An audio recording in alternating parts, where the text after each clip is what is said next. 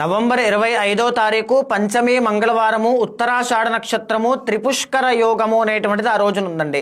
Three అంటే 3 అని అర్థము, పుష్కరము అంటే వృద్ధి అని అర్థం అనమాట. అంటే ఆ రోజున ఏ కర్మ చేసినా అది మూడింతలుగా త్రిగుణితం అవుతుంది అని అర్థము.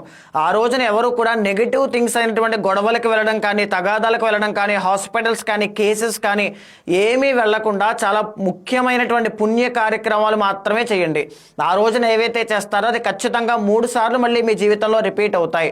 బంగారం ఏదైనా కొనాలి అనుకుంటే ఆ రోజున కొనడం వల్ల 3 మళ్ళీ కొంటారు, 3 సార్లు కొనేటువంటి అవకాశం వస్తుంది. ఏదైనా గృహప్రవేశాలు చేయడం వల్ల మళ్ళీ గృహప్రవేశం చేస్తారు.